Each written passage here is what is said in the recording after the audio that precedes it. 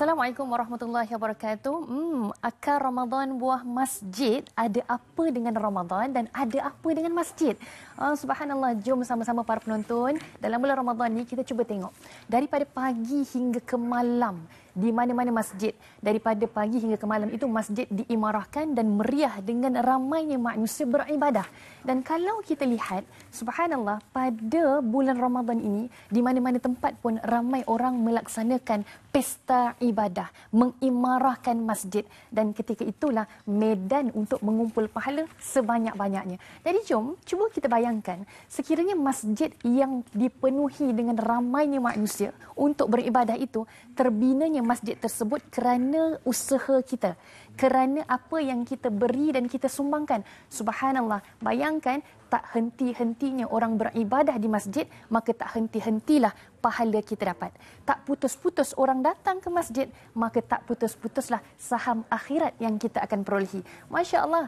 Jadi apa yang kita nak, jom sama-sama untuk kita mengimarahkan, dan yang penting juga adalah kita bersama-sama dalam penyumbangan pembinaan masjid. Sebab itu baginda Nabi SAW menyebutkan khabar gembira kepada kita. Tak peliklah. Kerana apa? Nabi menyebutkan ketika mana ba'dal maut, Nabi menyebutkan ketika kematian seseorang ada 7 amalan yang takkan putus dan akan bersambung. Antara daripada 7 itu kita nak highlight 2, iaitu pertama adalah masjid dan banahu. Apa dia? Orang yang membina masjid, setiap apa yang dibinanya, orang datang dan orang mengimarahkan masjid sehingga hari kiamat kita akan dapat kelebihan dan manfaat. Dan apa yang kedua, iaitu sadaqah akhrajaha min mal. Siapa yang sedekah, yang dia keluarkan dengan hartanya. Ketika mana? Ketika dia sehat, dan juga fi hayatih, ketika dia hidup. Maka jom kita mengambil peluang saat sehat ini, saat kita masih hidup, jangan bertangguh-tangguh untuk bersama-sama kita mendapat peluang supaya kita juga dapat membina masjid dengan apa yang kita mampu.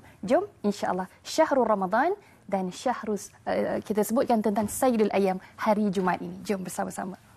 Baik, terima kasih Ustazah Nur Hidayah Muhammad Kamil, insya-Allah, atau Dai Hidayah. Yes. Apa khabar, sihat? Sihat, alhamdulillah. Alhamdulillah. Berkenaan tentang akar Ramadan buah masjid, rupanya sangat hebat ya orang yang bersama-sama dalam pembinaan masjid kan. Dan Ustazah hari ini juga mewakili Masjid Sarjana KLIA. Betul. Kan? Jadi mungkin boleh cerita sikit sebelum keistimewaan pembinaan masjid ni, mungkin Ustaz boleh pengenalan sikit tentang Masjid Sarjana KLIA. Ya, terima kasih Ustaz Fakhrul kan. Kalau kita tengok kan para penonton, macam kita sebut tadilah, ya, siapa yang bersama-sama dalam pembinaan masjid, setiap satunya yang kita bina, kita sumbang, kita dapat kebaikan sehingga hari kiamat, insya-Allah, fil yaumil qiyamah. Jadi jom kita nak seru bersama-sama para penonton, kita ambil keberkatan. Hari ini ada berlapis-lapis keberkatan. Kita ada Sayyidul Ayyam, iaitu penghulu hari, iaitu hari Jumaat, dan kita juga ada Sayyidul Syuhur, iaitu penghulu bulan, iaitu bulan Ramadan. Masya Allah, ruginya kalau kita tak ambil kesempatan ini. Jadi jom, apa yang kita nak sebut untuk pengenalan Masjid Sarjana KLIA ini adalah yang pertamanya, para penonton sekalian, Masjid Sarjana KLIA ini adalah berada di tempat yang sangat strategi. Kerana apa? Kerana ia berada di laluan utama di antara KLIA Sepang, Putrajaya dan juga Kuala Lumpur. Maka mudah diakses daripada jalan-jalan utama. Dan yang kedua juga, pembinaan seni bina masjid ini seperti yang tertera di kaca TV ketika ini sangat-sangat unik, kerana ia menekankan tentang ciri-ciri tradisional dan klasik Melayu. Subhanallah. Dan juga kalau kita lihat, ini antara tapak pembinaan masjid yang akan datang yang kita akan jalankan. Dan sekiranya masjid ini siap dibina, antara yang kita akan sebut kapasitinya akan menampung sebanyak 4,000 orang Jumaah dalam satu masa. Ya, ramai. Dan kalau kita lihat, ini antara plan pembangunan, subhanallah. Dan kalau kita lihat Ustaz, masjid ini juga akan menekankan teknologi yang terkini. Subhanallah, antaranya adalah teknologi solar. Jadi ini antara pengenalan lah berkaitan tentang Masjid Sarjana KLIA yang kita nak sama-sama bangunkan. Moga-moga ada yang kita sumbangkan walaupun sedikit untuk pembangunan. Kerana dana pembangunan ini kita mengharapkan dapat kita kumpulkan sebanyak 20 juta ringgit Malaysia, Ustaz.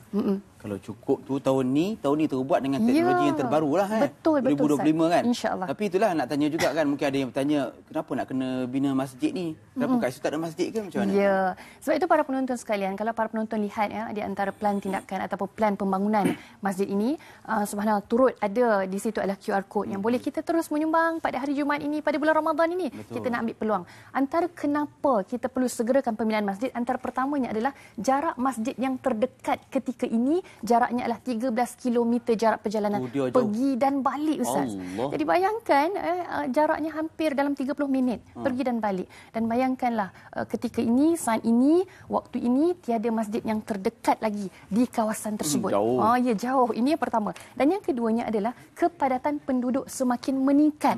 Dalam erti katanya adalah banyaknya projek-projek pembangunan rumah baru di situ dan juga banyak juga tempat-tempat pusat komersial ekonomi yang baru dibina.